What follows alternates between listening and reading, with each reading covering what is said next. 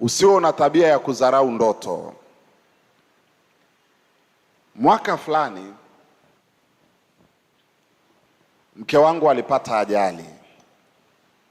Alipakia pikipiki alafu akamwangusha, kwa akagonga kichwa chini. Tukaanza matibabu, tukaambiwa kuna damu imevilia kwenye ubongo. Kwa hiyo katika hospitali za hapa ndani wakatuambia option ya kumsaidia huyu mtu ni kufungua kichwa. Daktari mmoja akanishauri, akaniambia ni kweli tunafungua kichwa, lakini shughuli yake sio ndogo. Hebu jaribu kutafuta njia nje ya nchi. Kwa hiyo akanipa mawasiliano ya hospitali fulani India. Tulivyowasiliana nao na kuwatumia vipimo vinavyoonyesha na kuwapa, huyu mtu anasumbuliwa na kichwa na anaweza akawa mzima, baada ya muda fulani ukashangaa ameanguka tu mwenyewe. Wakatuambia huyo tunaweza kumtibu bila kufungua kichwa. Kwa hiyo ilitulazimisha kufanya safari mimi na mke wangu kwenda India kumpeleka sasa kwenda kutibiwa. Na kuambia huu shuhuda ulionitokea ili usio unachukulia poa ndoto. Shetani anapitaga kukuharibia humo kwenye ndoto ambazo unaota. Kwa hiyo tukatoka hapa tukaenda Apollo India. Matibabu yakafanyika. Mimi sikujua, nilifikiri ni mke wangu, kumbe ni mimi ninayewindwa kwa mlango wa ndoto. Tumefanya matibabu, tumemaliza, tumekaa wiki 2 za uangalizi, wakaniambia huyu yuko vizuri kabisa, hakuna shida. Na walifanya vizuri bila kumfungua kabisa kichwa. Kwa tukaa tunajiandaa kurudi. Kwa tuna kama siku moja mbele tuanze safari ya kurudi nchini. Usiku wake mke wangu akaota ndoto ambako ni leo kesho tutaondoka jioni kurudi Tanzania. Ndoto yake ilionyesha ya kwamba tuko kwenye ndege, alafu tulipokuwa angani ndege ikapata shida. Kwa hiyo tukawa ndege inaenda kuanguka baharini.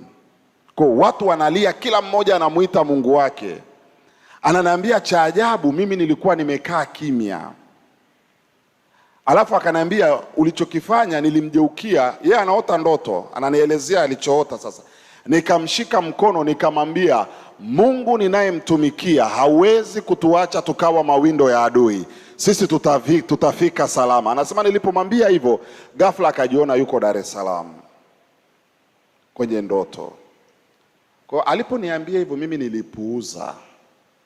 Nikachukulia ndoto tu, ikatoka kutibiwa kichwa, maruerue yanamsumbua huyu. Muda ukaenda, tukaanza safari ya kutoka India kuja Addis Ababa, tubadilishe ndege tuje Dar es Salaam. Tukiwa Addis Ababa, tumbo likaanza kunisumbua. Kwa hiyo nikamwambia hebu nisubiri dakika moja, kwa tunasubiri kama masaa machache tuweze kubadilisha ndege. Nikaenda washroom. Nafika washroom, tumbo limekaa kimya. Sikujua ni nini.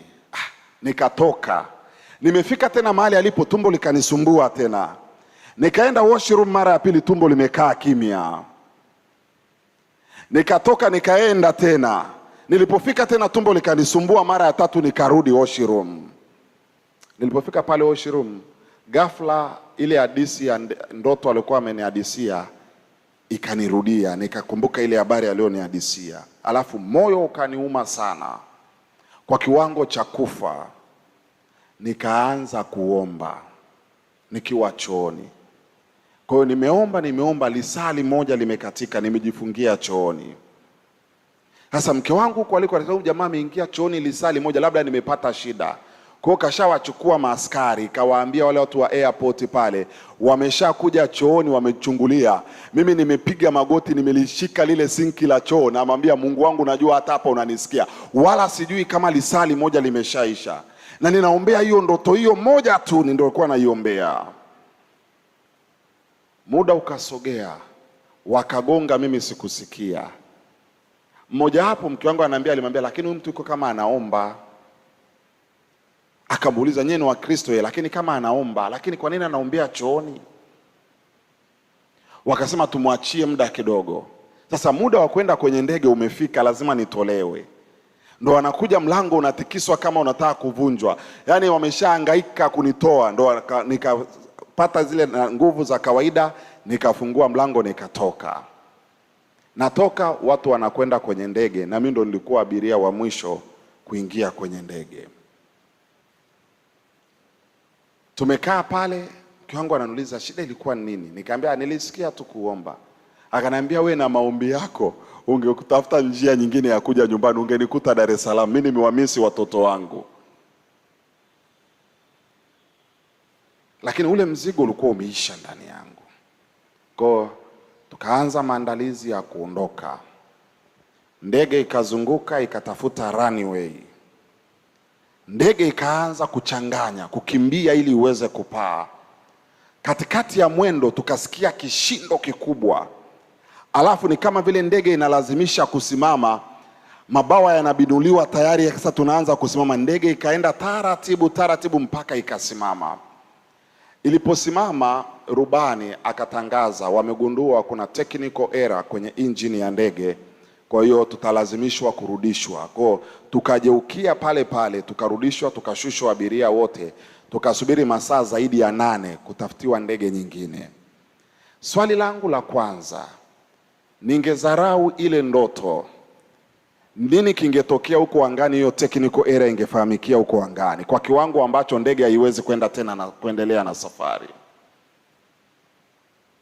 Kwa mimi wakati wanatangaza hivyo nilikaa kimya, nilikuwa najua nini kinachoendelea.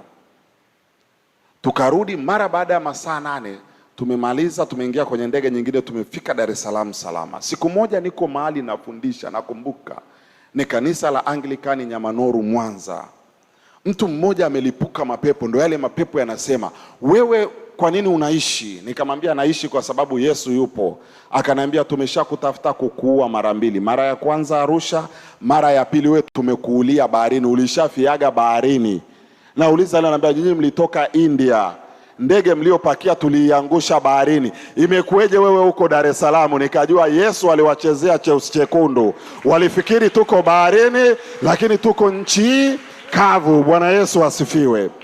Sasa ndo nikagundua kumbe ile ndoto ilikuwa sio ndoto ya kawaida. Mungu alikuwa anasema na mke wangu, kuna uharibifu utawapata huko angani.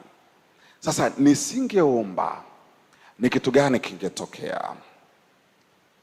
Ninazo shuhuda za watu wengi ambao kuna vitu waliota na hivyo vitu vikawatokea kwenye maisha yao. Watu wengi Mungu anasemaga na wao, lakini shetani pia anapitishaga uharibifu. Kwa hiyo nikagundua kuna uharibifu ulipitishwa, kwa hiyo tukauona kwenye ndoto.